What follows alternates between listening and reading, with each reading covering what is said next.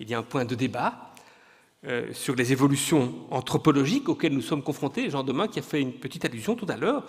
Et dans ce débat, la place de la religion dans la société se trouve au cœur de ce débat. Troisième idée, penser le lien entre l'école et la culture est nécessaire.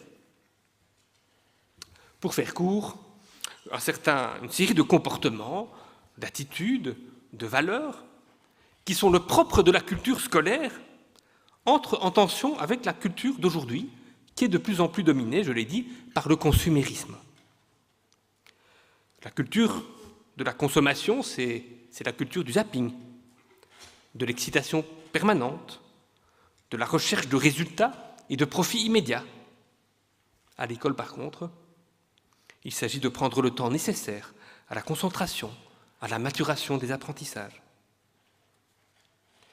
La culture de la consommation, c'est une culture de l'immédiateté, alors que le propre de l'école, et je cite des travaux qui ont été menés avec Jean en préparation du congrès, le propre de l'école, c'est de prendre la mesure du temps, d'inscrire les savoirs et les connaissances dans le temps et l'espace des cultures humaines.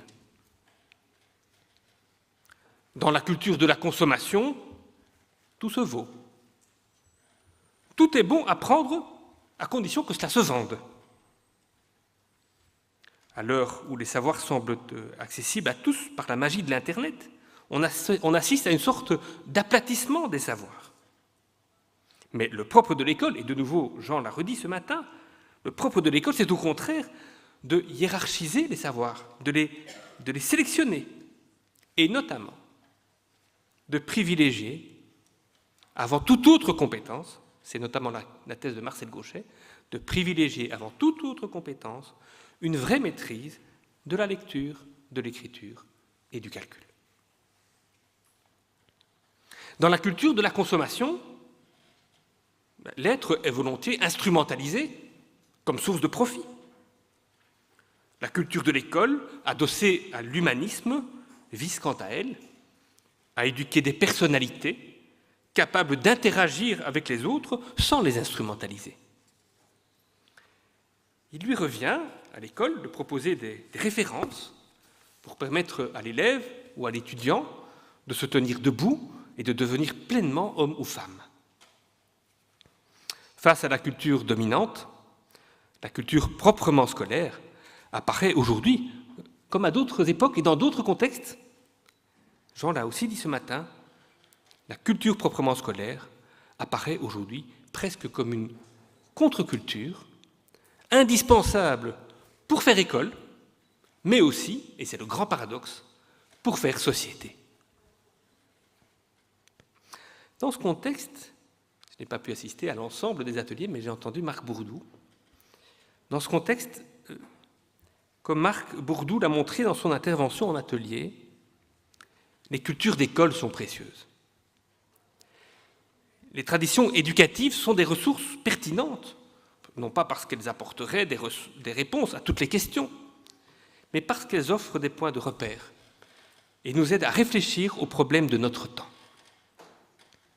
L'enseignement catholique est riche de traditions éducatives différentes et d'écoles aux projets pédagogiques diversifiés.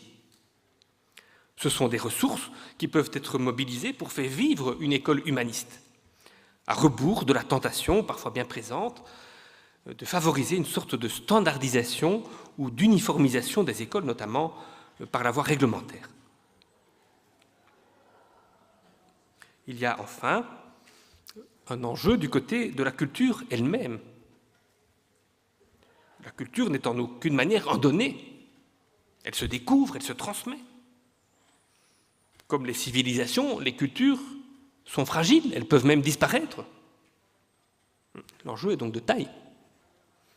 Dans un beau texte intitulé « Que transmet-on quand on enseigne ?», le professeur Michel Develay rappelle que la transmission est l'incontournable de toute société pour perdurer comme société et inscrire l'individu dans une communauté humaine. Simplement parce qu'il n'existe pas de société sans mémoire. C'est aussi ce qui fonde l'enseignement, et c'est pourquoi Le combat pour faire vivre la culture scolaire, c'est un combat pour la culture tout court et inversement.